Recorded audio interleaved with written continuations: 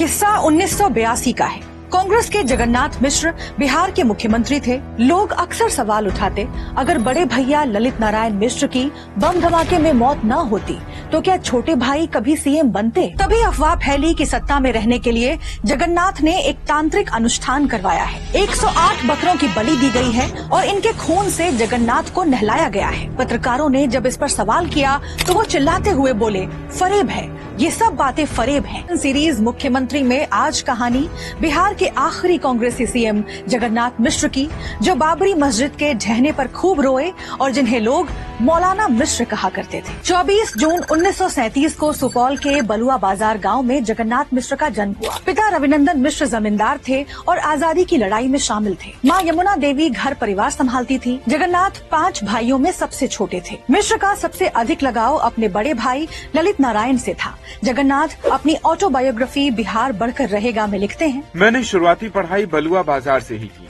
जब 9वीं कक्षा में था तो पिताश्री का देहांत हो गया।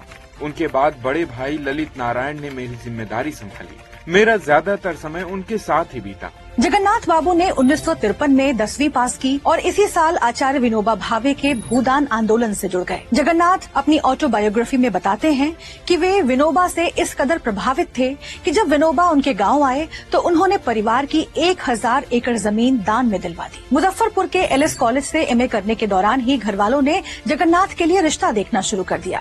22 जून 1959 को वीना से उनकी शादी हुई, जो उसी कॉलेज में 10वीं की पढ़ाई कर रही थी। जगन्नाथ बाबू ने राजनीति का कहरा बड़े भाई ललित नारायण से ही सीखा। ललित कांग्रेस के कद्दावर नेता और केंद्र सरकार में मंत्री थे। 1970 में जगन्नाथ ने भी कांग्रेस ज्वाइन कर ली। मार्च 1972 के बिहार चुनाव में बड़े भाई की लामबंदी पर उन्हें झंझारपुर सीट से टिकट मिला। वे चुनाव जीतकर पहले केदार पांडे फिर अब्दुल गफूर की सरकार में मंत्री रहे। जगन्नाथ को अपने बड़े भाई की मजबूत राजनीतिक पकड़ का हमेशा लाभ मिला, लेकिन 2 जनवरी 1975 की घटना ने सब कुछ बदल कर रख दिया। केंद्रीय रेल मंत्री ललित नारायण मिश्र का समस्तीपुर जंक्शन पर हुए बम ब्लास्ट में निधन हो गया। जगन्नाथ भी इसमें बुरी तरह घायल हुए। आजादी के बाद किसी केंद्रीय मंत्री की हत्या की ये पहली घटना थी।